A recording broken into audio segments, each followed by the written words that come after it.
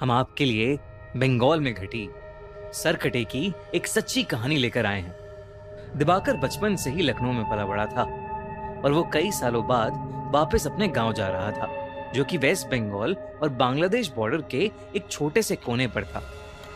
इससे पहले वो अपने गांव सिर्फ बचपन में गया था, लेकिन अपने पेरेंट्स के मरने के बाद अब उसके परिवार में सिर्फ उसकी नानी थी, जिन्हें वो अपने साथ लखनऊ ले जाने के लिए गांव आया था।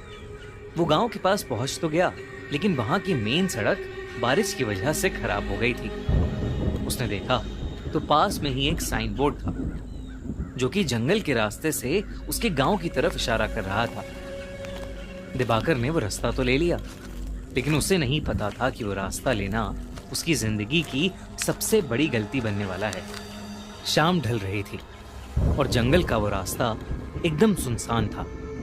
पूरे रास्ते में बस उसके अलावा और कोई नहीं था। कुछ दूर जाते ही दिवाकर को अजीब सा भारीपन लगने लगा और उसे ऐसा महसूस हुआ कि कोई 10 फीट का आदमी एक झाड़ी के पीछे खड़ा उसकी तरफ देख रहा है। दिवाकर को लगा कि झाड़ियों में कोई जानवर होगा, तो वो थोड़ा तेजी से चलने लगा और तभी उसके पैरों के नीचे कुछ आया, जिससे वो लड़खड़ा कर नीचे गिर गया। जैसे ही उसने पलट कर देखा तो उसके रोंगटे खड़े हो गए। वो जिस चीज से लड़खड़ाया था वो चीज कुछ और नहीं बल्कि किसी इंसान का कटा हुआ सड़ा हुआ एक सर था। ये देखते ही दिवाकर वहां जोर से भागा और जैसे तैसे करके उस एरिया से निकलकर अपने घर पहुंच गया।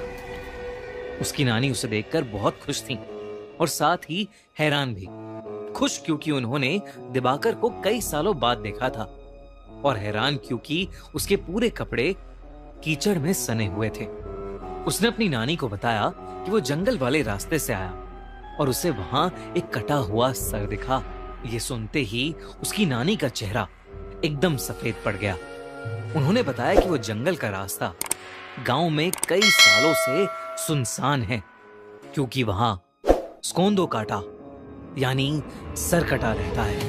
कहते हैं कि उनके गांव में एक लंबा चौड़ा पहलवान लड़का रहता था।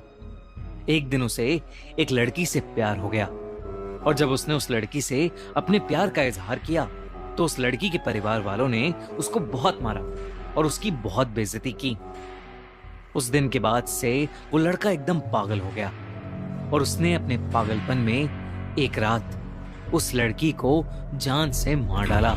उस लड़की के परिवार वालों ने उसे ये करते हुए देख लिया और उस लड़के को जंगल में ले जाकर उसका सर काट दिया। उन्होंने उस लड़के के सर कटे शरीर को उसी जंगल में छोड़ दिया और कहते हैं कि तब से सर कटे की आत्मा अभी भी उस जंगल में भटकती है और वो अपने बदले की आग में जलता रहता है। कहते हैं कि अगर वो किसी को एक बार दिख जाए तो वो उसे भी मारकर सर कटा बना देता है। दिवाकर ये कहानी सुनकर चौंक गया था, लेकिन उसे इस कहानी पर विश्वास नहीं था। उसने अपनी नानी को कहा कि जो उसने जंगल में देखा वो कोई आत्मा नहीं थी, बस एक मरे हुए आदमी का सर था। उसके बाद वो नानी के साथ खाना खाकर सोने चला गया। जैसे ही आधी रात हुई, दिवाकर को सोते हुए ऐसा लगा कि जैसे कोई धीमी सी आवाज में उसे पुकार रहा है। उसने उठकर देखा तो उसके कमरे में कोई नहीं था। उसे लगा कि शायद उसकी नानी होंगी, पर जब वो उनके कमरे में गया तो वो गहरी नींद में सो रही थीं। उसे ये अपनी थकान का नतीजा लगा और वो फिर से सोने चला गया। लेकिन उसकी आंख लगते ही उसे फिर से वही आवाज सुनाई दी। दिवाकर ने देखा कि वो उसी जंगल में है और उसके ठीक पीछे एक 10 फुट लंबा आदमी खड़ा है और उसके हाथ में उसका कटा हुआ सर है। वही भयानक सड़ते मांस वाला कटा सर जो उसे रास्ते में दिखा था। वो सर अब दिवाकर से मदद मांगने लगा और उससे कहने लगा कि क्या दिवाकर उसका सर उसके शरीर पर वापस जोड़ सकता है। और मदद मांगते ही वो सर कटा बहुत ही भयानक तरीके से हंसने लगा और अचानक दिवाकर की नींद टूट गई। लेकिन जैसे ही दिवाकर की आंख खुली, वो कटा सर उसके ठीक सामने हवा में तैर रहा था और वो कटा सर वैसे ही भयानक तरीके से हंस रहा था।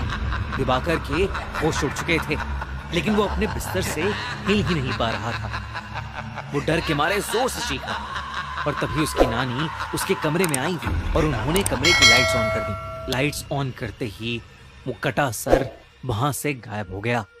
जब नानी ने उससे पूछा कि उसे क्या हुआ है, तो दिवाकर ने अपनी नानी से कहा कि उसने बस एक बुरा सपना देखा है। उस रात दिवाकर सो नहीं पाया। उसने गांव वालों से उस सरकटे के बारे में कई किस्से सुने, जिसमें से एक किस्सा ये भी था कि वो सरकटा लोगों से अपने सर को जोड़ने के लिए मदद मांगता है और अगर किसी ने उसका सर जोड़ दिया तो वो पूरे गांव का विनाश कर देगा और जो लोग उसका सर जोड़ नहीं पाते वो उन्हें मारकर अपने जैसा सरकटा बना देता है।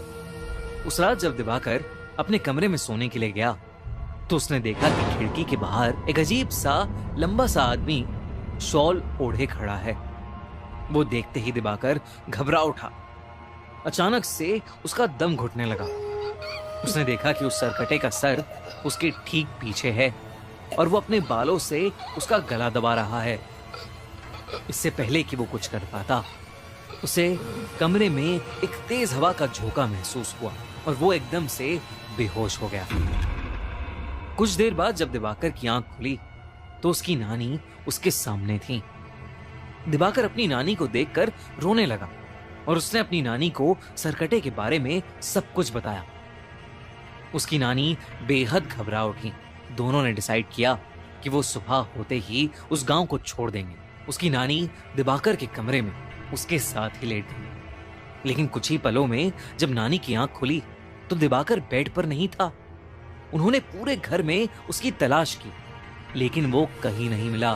दिवाकर की नानी बहुत ज्यादा घबरा गई क्योंकि उन्हें डर लगने लगा था कि कहीं वो सरकटा उसे ले तो नहीं गया। उन्होंने गांव वालों से मदद मांगी और वो सब उसे ढूंढने में लग गए। जैसे ही वो जंगल में पहुंचे उन्हें किसी के जोर से गुर्राने की आवाज आई। तब उन्होंने देखा कि दिवाकर एक बड़ी सी तलवार लेकर खड़ा है। दिवाकर की आंखें सफेद हो चुकी हैं और वो गुस्से से गुर्रा रहा है, जैसे वो बिल्कुल पागल हो गया। दिवाकर की नानी ने उसे आवाज लगाई लेकिन नानी की आवाज लगाते ही दिवाकर ने एकदम से अपनी तलवार से सबके सामने अपना सर काट लिया।